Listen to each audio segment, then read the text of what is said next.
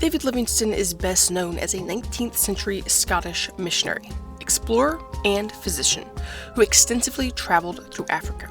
His most famous achievements include mapping vast, previously uncharted regions of Central and Southern Africa, including parts of the Zambezi River. In 1855, he became the first European to see and name Victoria Falls, one of the largest waterfalls in the world. His missionary work was not traditional in the sense of establishing churches or converting large numbers of people, as we think of missions today. Instead, he primarily focused on exploration and mapping Africa.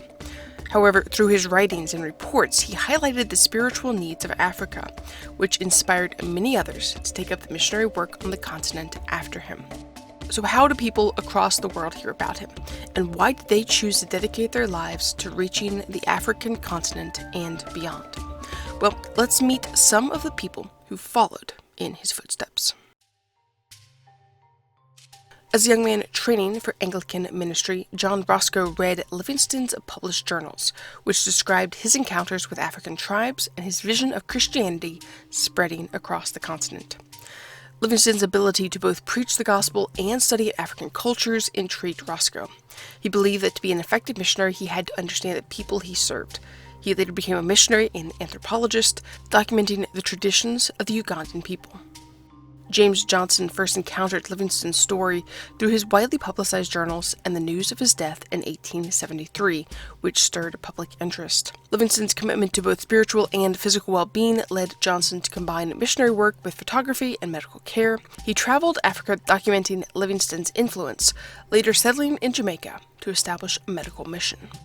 Horace Waller met Livingstone personally while working on anti-slavery campaigns, and later received letters from him detailing the horrors of the slave trade in Africa.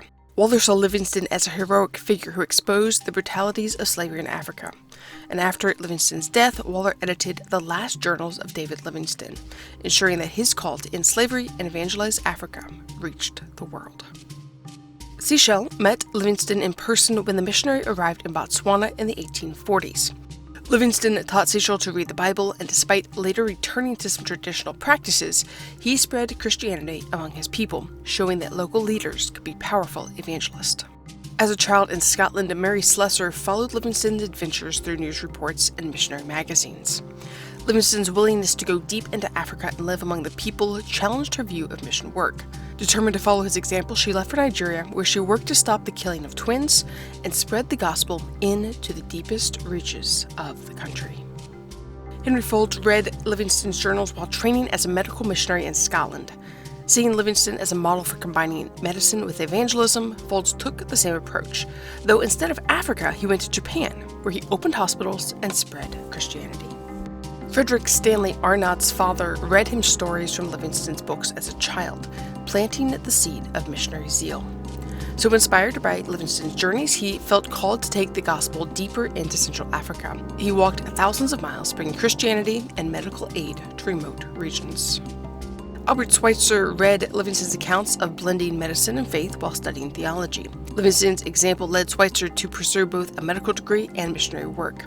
He founded a hospital in Gabon, believing that true Christian service involved caring for both the body and soul. Alexander Mackay, like many others, followed Livingstone's reports in missionary magazines. Mackay saw Livingstone's vision of transforming Africa through both faith and practical skills. He traveled to Uganda teaching Christian doctrines while introducing new technologies. Peter Cameron Scott grew up in Scotland, where Livingstone was a national hero. His journals inspired Scott to consider Africa. Scott went on to found the African Inland Mission, taking Christianity further into Africa's interior. His work laid the foundation for many future missionary efforts. Dan Crawford read Livingstone's accounts as a young man and attended missionary meetings where Livingstone's legacy was discussed. He embraced Livingstone's method of deeply integrating into African society, living among the Luba people, and learning their customs before sharing the gospel with them.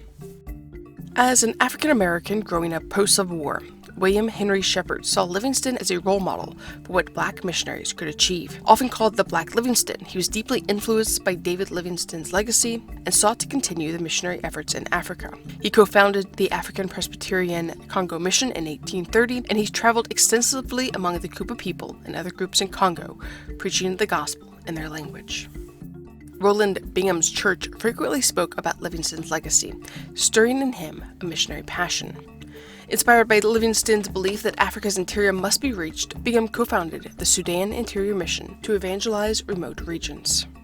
As David Livingstone's son, Thomas Livingstone was immersed in his father's missionary legacy. In 1873, he joined the London Missionary Society and was assigned to the Central African Mission. His efforts were primarily focused in the region that is now Malawi. Despite his dedication, Thomas faced numerous challenges, including health issues and logistical difficulties, which hindered the long-term success of his missionary endeavors. John Mackenzie learned about Livingstone through Scottish missionary circles and admired his vision for Africa. He took on Livingstone's work of advocating for African rights and preventing exploitation by European powers. George Grenfell read the last journals of David Livingstone and felt called to follow in his footsteps. George Grenfell was often seen as Livingstone's successor. He worked tirelessly in the Congo River Basin, spreading the gospel and mapping the region. David Livingstone's life sparked a movement that went far beyond his own time. From missionaries to doctors, from explorers to African leaders, his influence continues today through those who carried his vision forward. If you'd like to learn more about any of these lives, let us know in the comments below, and we may make them future episodes here on the channel.